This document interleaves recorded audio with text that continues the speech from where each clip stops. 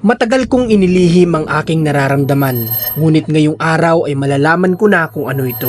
Ang naging resulta nga daw ay mayroon daw akong cancer sa atay. Pwede akong matakot sa pwedeng maging resulta, pero sabi ko, hindi ako nagpapaka-stress. So, room number 5, hanapin mo room number 5. Ano nga ba itong sakit na matagal ko nang iniinda? Anong ulam mo ngayon, Marcos? Yung nuggets daw sin drinks ko. May drinks ka? Sinong nag-buy? Si mommy. Ikaw. You. Mom. Asan yung baby brother mo? Ito. Kaya. Love mo si baby brother mo? Oh. Kaya. Ganyan na ganyan din yung mukha ni Marcos nung maliit pa siya. Yan yung mukha nila pagtanda.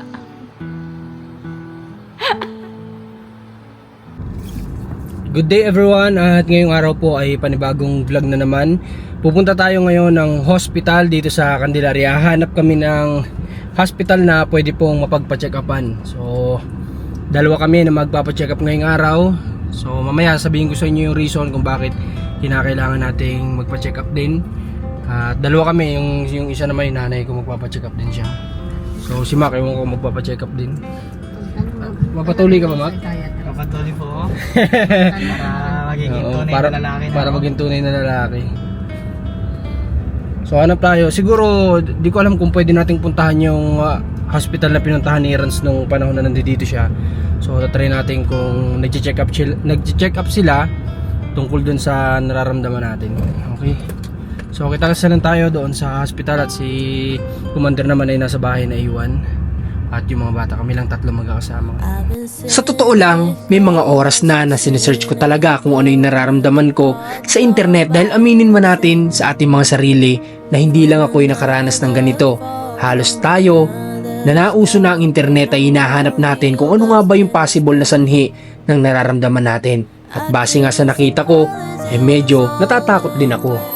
10 minutes lang yata yung biniyahe namin na nandito na kami ngayon sa Peter Paul Hospital dito sa mismong sentro ng Candelaria, at papasok na tayo sa loob para na sa ganun malaman natin kung may mag-check up ba tungkol sa nararamdaman natin dito, tsaka yung sananay ko kung meron dito sa hospital na to. So tara, pasok na po tayo sa loob.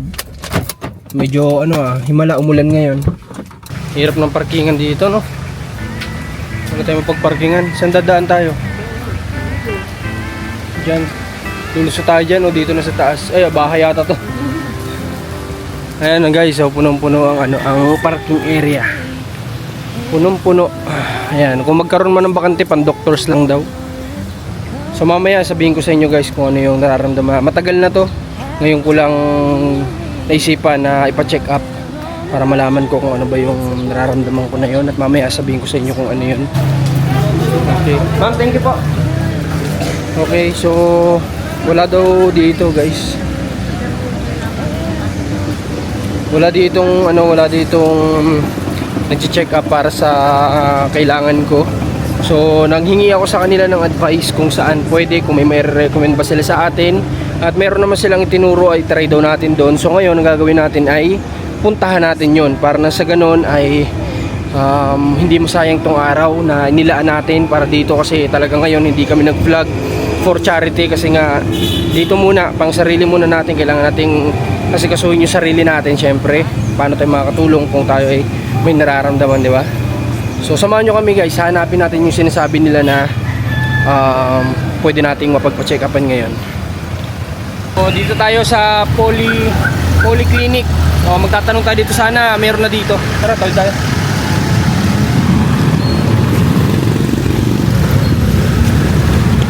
Patawid po kami, nagbablog po kami. Dito na tayo.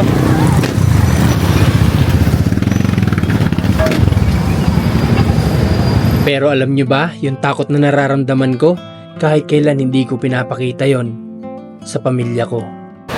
Alright, so bigo tayo. Bukas pa daw yung pwedeng magtingin sa akin dito, pero yung nanay ko pwede daw. So room number 5, hanapin mo room number 5. Check mo room number 5. Ayun, kita ko na. Ayan, room number 5. Doon sa pinuntahan natin, Ayun nga, wala tayong mapagpapacheck upan doon, pero nag-search kami sa Google at meron kaming nahanap dito. Susubukan natin, malapit lang naman, ilang minuto, 4 minutes lang yata. Mula dito sa kinatatayuan natin is 4 minutes na biyahe. Okay, subukan natin puntahan to. Ang hirap lang kasi guys ng, alam mo yun, ng may dinaramdam ka, ang hirap kumilos kapag ka meron kang nararamdaman na sakit. Kaya sa totoo lang, alam niyo yung nangyari kay Rans nung nakaraan. So pinapalakas ko nga yung loob niya kasi sabi ko sa kanya, kayang-kaya mong kumbaga wag ka ma-stress kasi kapag na-stress ka lalo kang mahihirapan sa pagpapagaling, sabi ko sa kanya. Kasi sabi ko sa kanya, ako nga meron din akong alam ko na pwede akong matakot sa pwedeng maging resulta, pero sabi ko hindi ako nagpapaka-stress kasi nga sabi ko nandiyan naman si God, siya na yung bahala. At sabi ko nga hindi ko nga to sinasabi hindi ko sinasabi sa kanila na ganun, na may nararamdaman akong ganun, pero yun na lang yung ginawa ko ding pang motivate kay Rans, na sinabi ko sa kanya yung nararamdaman ko. Kaya sabi ko huwag siya matakot. Kaya ngayon ay sabi nga din nila commander ay bigyan ko din daw ng oras itong nararamdaman ko na may pa-check up. Pati na din ng nanay ko, sabi nga may pa-check up ko na daw. Kaya ngayon naglaan talaga kami ng oras para dito. Kaya hindi pwedeng wala tayong mahanapan na mag-check up sa atin, kasi doon sa pinuntahan natin bukas pa daw magkakaroon doon ng pwede sa akin mag-check up. Yung specialist tungkol dito sa nararamdaman natin ay bukas pa. So bukas ay baka wala namang oras kasi mag-vlog na naman tayo. Kaya kailangan ngayong araw na nilaan natin ay may magawa tayo matapos tong check up na to, para na sa ganun malaman ko na rin. Okay, dito na 1 minute na lang dito tayo dito. Sana meron na dito guys, sana nandito tong doktor na to.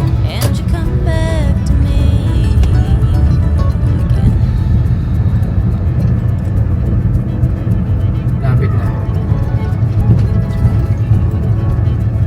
Sana may tao, may doktor.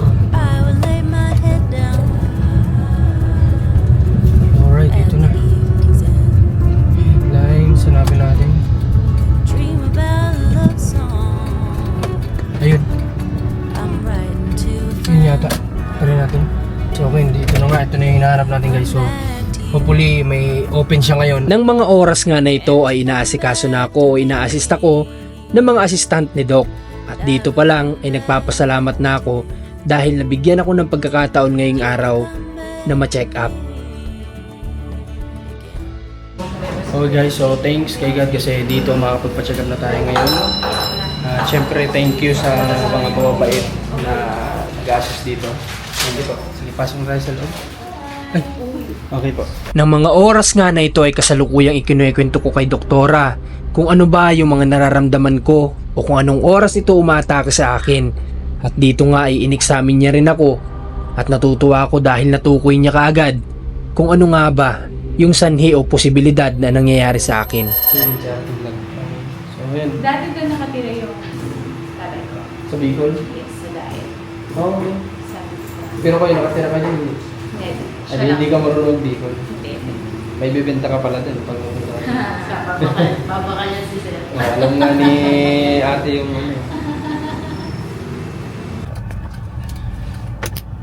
So guys, ayun, tapos na po yung naging check up natin dun sa loob ng clinic. Napakabait ni Doc at napakagaling kasi talagang alam niya kaagad kung ano yung talagang pinakang problema ko. Kumbaga hindi ko pa sa kanya na-i-explain lahat ng kinakailangan kong, kumbaga hindi ko pa na-explain yung talagang nararamdaman ko daily.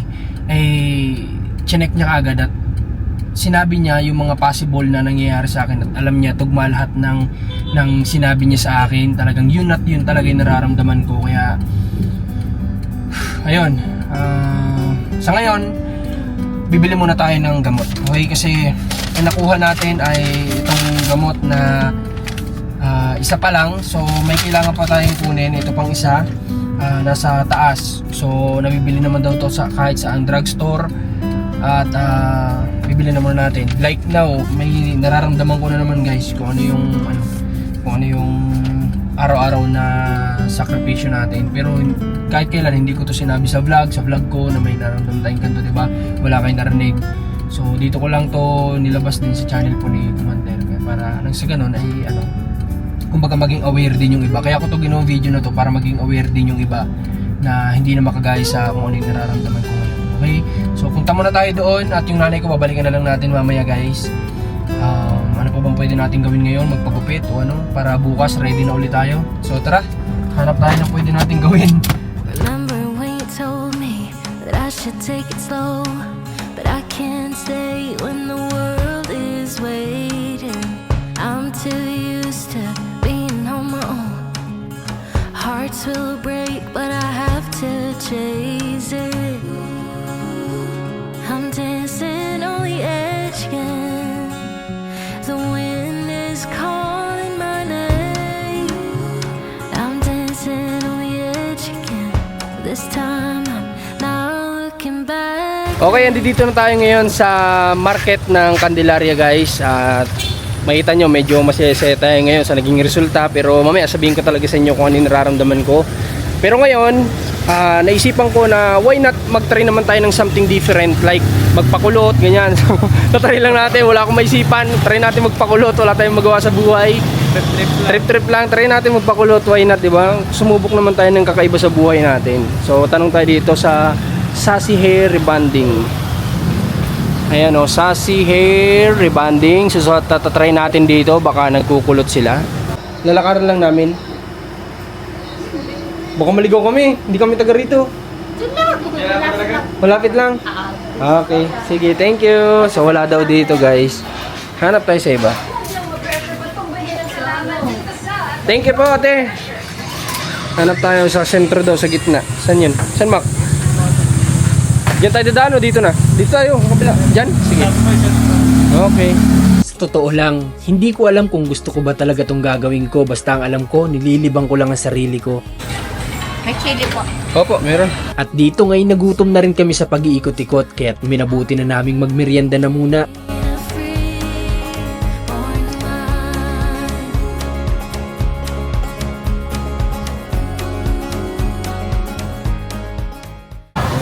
So guys, kain muna tayo, merienda muna tayo. At mukhang hindi yata para sa akin tong araw na to para sa pagpapakulot sa kung ano yung naisipan natin. So ngayon, ang gagawin lang natin ay pupunta muna tayo sa pwede nating mabilhan ng, alam nyo yung balloons na 1 tsaka M. Kasi nga, congratulations sa ating lahat kasi 1 million followers na tayo sa ating Facebook page. Kaya salamat sa lahat ng sumusuporta sa atin sa ating Facebook page. Sana yung kay Commander ganun din, supportahan niyo din yung Alma Vlog. So samahan nyo kami ngayon kung saan tayo mapapadpad, at habang yung nanay ko nagpapacheck up pa naman, so babalikan pa natin siya doon, ay hanap muna tayo ng kakailangan na natin para sa photoshoot. Mag-photoshoot tayo mamaya para dun sa 1M natin. Okay? So salamat din sa mga subscribers natin dito sa YouTube na naka-follow na sa Facebook page natin. Sana dumami pa tayo doon. Grabing init. So tara guys, samahan nyo kami. Pupunta tayo dun sa market na pwede natin mapagbilhan ng kailangan natin. So kahapon pa talaga kami nun guys naghahanap ni Mac sa Walter, kaso nga lang may number 1 pero walang letter M.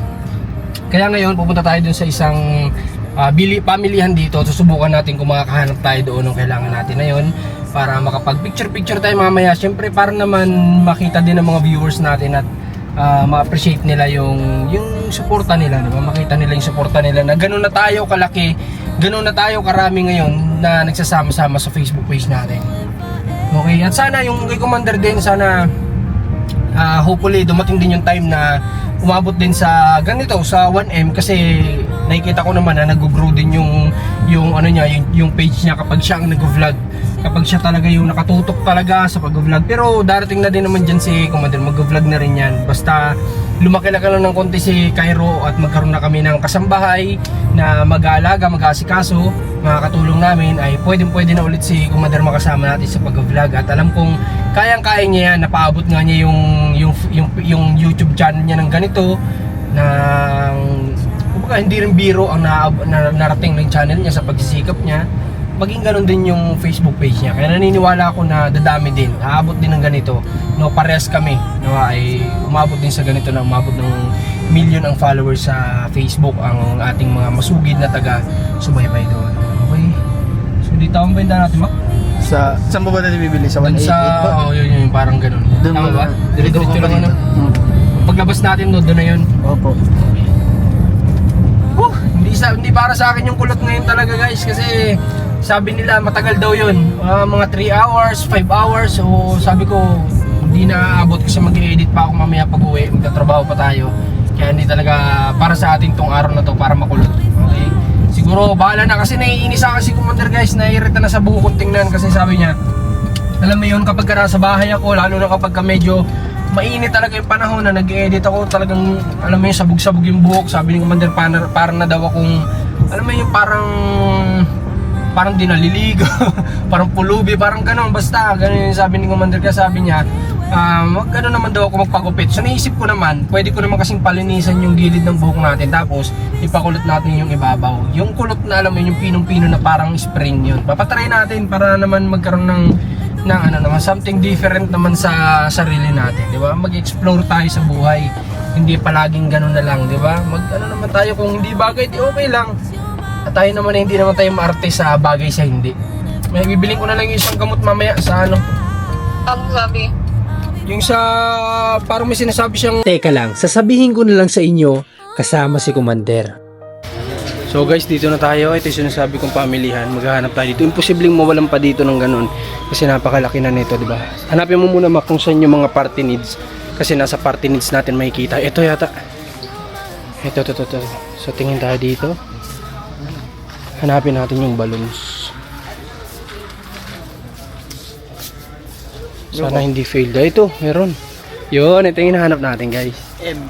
Ito, letter M tapos number 1. Baka maganda pink para lalaki, di ba? Pink. Numbers. Dapat gantong kulay din. Para mas maganda ito Mako. Pabalik mo yan. Mas maganda to. Ito maganda. Mura pa, ayan oh. Letter M tapos number 1. Kailangan natin number 1. Saan meron? Yung 1 naman yata ang wala. Siya. Baka yung 1 ang wala. Saan yung mga numbers? 48 po ito. 1, number 1.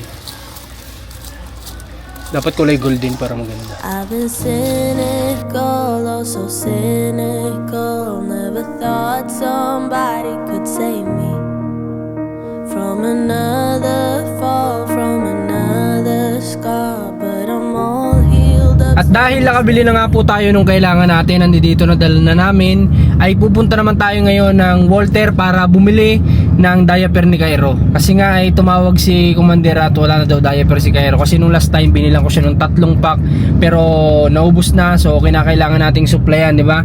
Yun yung importante sa ngayon, yung diaper ni Cairo ang hindi dapat mawalan. Kasi magagalitan tayo ni Commander kapag naubusan ng diaper. So dito naman na tayo. So yun dito. O bakit dito ito nag-exit mga to? Yung trip lang po nila. Gusto Ay nako tay. Bakit ho ganyan kayo?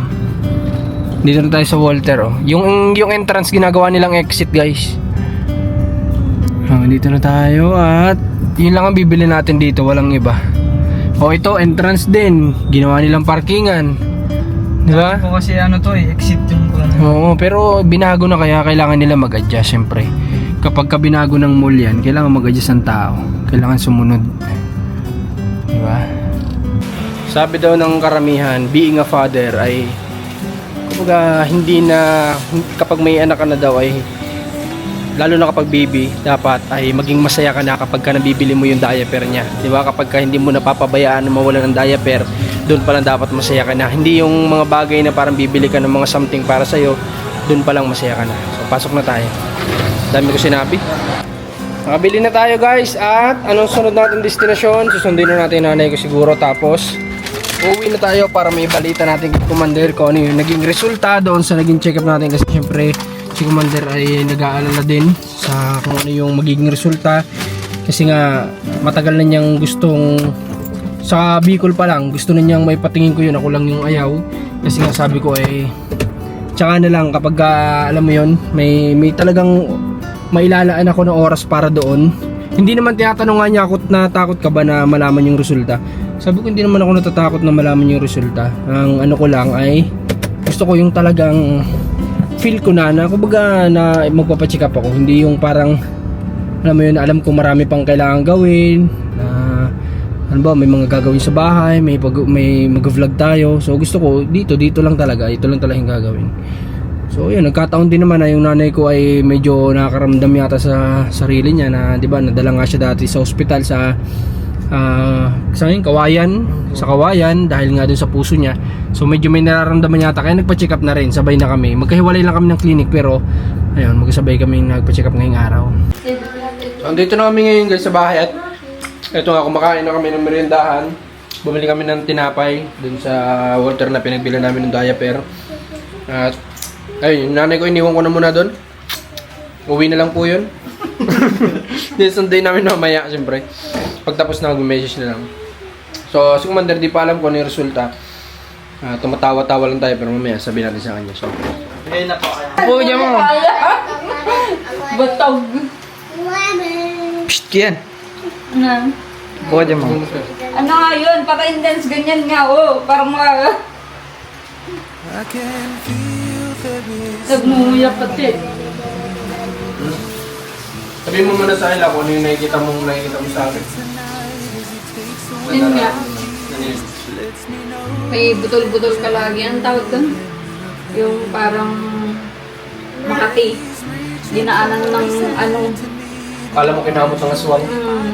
So nagkakaroon kasi ako guys ng ng every day yun, lagi yun, hindi po apat sa isang araw na hindi ako magkakaroon ng ganun. Halimbawa na lang kapag niligo ako, nagkakaroon ako ng alam mo yun, na yung halos buong katawan ko sobrang nangangati sa loob. Hindi siya sa labas, talaga nasa loob ng katawan ko yung makati. Tapos siya namumula lahat, tapos akala mo may mga dinaanan ng kalmot ng aswang, parang ganun. Tapos hindi lang sa pagliligo, may something na dumampi sa balat ko.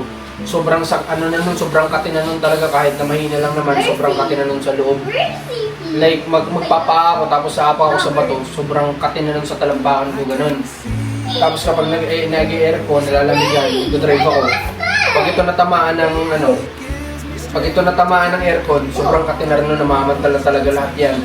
So, ayun, almost mahigit 2 buwan na yata to, Kasi sa Bicol ba to Nung nasa Bicol kami, akala ko ang dahilan, tubig, di ba? Sinisisi ko yung tubig. Hindi, tsaka nagsimula yan, nagsimula nung nag-inom ka baga ng parang araw-araw ng Gamot. amoxicillin o gamot. Kasi nung may time na ngipin ko yata masakit, Gusto mong ma-charity. gusto kong mag-vlog, kahit masakit yung ngipin ko, ang ginawa ko, ininuman ko siya ng antibiotic. So hindi ko alam kung nasobrahan ako sa kakainom ko sa isang araw, 3 antibiotic yata ininom ko.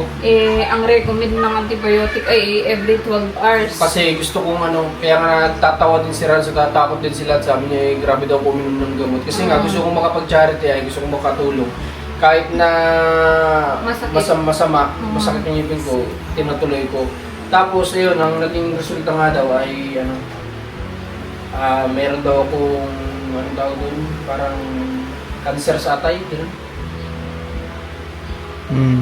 Totoo nga. Nagloloko mo na naman ako. Hindi nga. Ito nga. Pa-check up kanina Hindi naman yan malalaman agad, babe. Huwag nga ako. Hindi nga, chinek up nga nila. Parang hindi naman ako nag-aaral.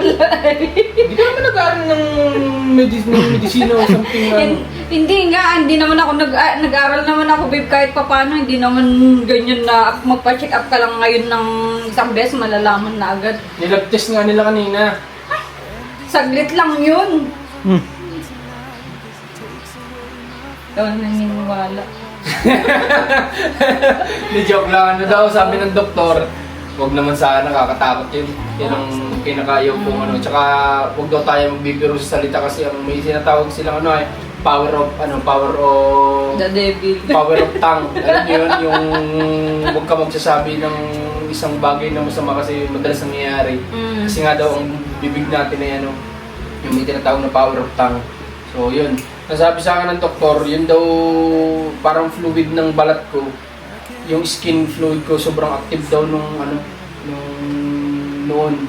pati daw yung muscle niya na kumukonek sa skin ay sobrang active daw. Kaya konting lang, ginuhitan nga lang ako kanina guys ng ng magaan lang na ballpen, yung dulo ng ballpen, walang yung hindi nakalabas yung pangsulat. Ginano lang na ako ni Doc na konting-konti. Grabe pumantal ka agad. Tapos nangangati na. Kaya alam na kaagad ni Doc may tawag sila dun sa sakit na yun, hindi ko lang matandaan, or leptospirosis. Basta something na may sinabi siya. So binigyan niya ako ng reseta para malabanan daw yung ganun. So, tinanong ko kung nakukuha sa pagkain, wala daw konekto sa pagkain yun. Sabi ko baka may problema pa ako sa atay, wala din daw, hindi daw yung ganun. Sobrang rare daw nun, yung sa atay na yun. Ay, yung ganito, sobrang rare daw ng ganito. Buti hindi sinabi ni Doc wala ka ng atay. Hindi naman sinabi. Sabi naman niya may atay ka pa pero bulok. Sabi niya. Kasi tinatanong ko akong Doc, bumibili ka ba ng atay? Sabi niya, ayoko yung atay mo bulok. Sabi niya. So, ganun, binigyan niya lang ako ng reseta, nabili ko na yan. I-observe ko daw sa loob ng 2 linggo. Tuloy-tuloy na pag-inom, tapos may ointment na ipapahid kapag ka kumakate. Tapos babalik ako doon kay Doc para kung sakaling hindi nawala, mapalitan yung... Pero ang galing nito kasi alam niya kaagad. Nung sinabi niyang kapag naliligo ka ba't nababasa ng tubig kung nangangati ka ba? Ganun talaga, sobrang kati talaga guys. Kung saan madampian ng tubig yan, grabe yan. Talagang legs, ganyan, lahat. Tapos pag Bakit nag-drive pag ako, nagkain ka ng manok, ganun din? hindi ko alam kung konektado sa manok o feeling ko lang yun. Hindi, nangangati ka eh. Hindi ko nga alam kung dahil sa may sa pagkain din. Eh sabi ko baga iwasan mo muna yung manok. Pero may mga time din naman hindi ako kumakain ng manok, nakangati pa rin eh. Lalo pag naliligo ako, paglabas ko talaga, puro kamot yung sobrang kati talaga kung saan nadampian ng tubig. Tapos nagagalit ka pa dun sa tubig dun kila Kasi sinisisi ko noon sa apartment kasi nga sabi ko baka marumi na yung tubig kasi hindi nila pinalilinisan. Tapos ayun. So basta ang galing din nung ano talaga. Yung tawag doon, psychiatrist. Subject pala yun. Dermatologist. Ang galing din ng dermatologist. Tingnan mo, alam kung saan ka magpapacheck up, di ka naniniwala eh. Kasi ang direct ako sana dun sa magtitingin ng atay ko. Kung pwedeng ipenta, kung may dami ko. Para makabiling sasakyan. Joke lang. So mahirap magbenta ng atay. So yun yung nangyayari sa akin. Araw-araw yan guys. Almost 2 months na mahigit yan. Na tinitiis ko. Lalo pag gabi, pag nag-drive ako, hindi ko Parang may parang may kurikum. Basta, papakita ko sa inyo yung konting video, yung konting clips, parang kinakamot talaga ng aswang. Laging ganyan, araw-araw yan. Pag nagdadrive ako, pag nadampian ko ng aircon, pinakita ko sa iyo dati, na pag ito natamaan ng aircon yan, grabing kati talaga yan, sobra. Pero tinitiis ko lang kapag nagdadrive ako. Clear na sabi ni Doc doon may tawag nga daw sila, doon may sinabi siya, tapos yun nga ay, yun daw ay related daw sa pag-active ng skin, kung gaano ka-active yung skin. Kung gaano, kapag active daw kasi madaling maging sensitive, yung madaling maging allergic. Yun. So yung sa akin, sobrang active daw ng balat. Sabi ko, hindi ko lang natanong kung dahil saan, kung ano din naging sanhi, ba't ganun. At least may ka na. Baka kailangan ipa-deactivate yung account, yung At least may ka na, may maintenance ka na. Hindi naman maintenance. 2 linggo lang yun. So yun guys, so alam nyo na at ayun, kaya ako ginawa tong video na to para na sa ganun ay ang madaling dito, ingatan nyo po yung sarili ninyo kasi napakahirap kapag may nararamdaman, di ba? Saan daw nang galing yun? Bakit naging active yung skin mo? Hindi ko nga din alam, dumadating daw talaga minsan sa tao yun pero sobrang rare daw yun. Ito yung nagpapacheck up na Yun lang ang sabi ni Doc, yun daw ay sobrang rare na nangyayari sa tao itong ganito, na maging sobrang active yung balat sa pagiging sensitive yung ganun. Tinanong mo Hindi na naman sana ako- kung Hindi naman Kano, hindi naman Koreano. ka na kasi kay Doc kung ano yung pwede sa yung glutathione. So yun guys, yun yung nangyari at yung purpose nito ay ingatan nyo po yung sarili nyo lalo na kapag alam nyo yun na sapat lang yung kinikita natin sa pang-araw-araw, mababawasan pa para sa pagpapagamot natin. Kaya ingatan natin yung sarili natin, di ba? Mabuti na sana kung parang lahat tayo ay laging may tinatabi para sa mga ganitong pangyayari o handa lagi tayo sa ganito. Paano kung hindi tayo handa tapos kung may problema pa yung pamilya natin, tapos yung kakainan natin, bibili pa natin ng gamot, pagpapacheck up. So ingatan natin sarili natin. At salamat sa sa pagsama sa video namin ngayon, sa vlog namin ngayon. At Abangan nyo na lang yung mga susunod pa namin na videos. May gusto kong sabihin sa mga viewers. Ayan, manood lang kayo lagi kahit hindi pa ako naka-handle sa ating channel. Si Marcus, pinairam ko muna sa kanya. So, kaya... Ako muna yung nagmamanage guys ng account niya, kaya ako muna talagang papanood niya. Yung sinasama ko naman sila para makita niyo. So yun lang, maraming salamat. Supportan niyo itong video na to. Commander ni Marcos, Rans TV, Marcos TV channel. Congrats ulit at 1 million na tayo sa ating Facebook page. Mag-celebrate tayo sa 2027. Mag-ipon muna ng pang-celebrate. Papalitsun tayo ng manok. At maraming salamat ulit. God bless po sa lahat. Sobrang saya ko dahil mahal talaga ako ng Diyos dahil yung inaakala kong sakit ko ay hindi ganoong kalala.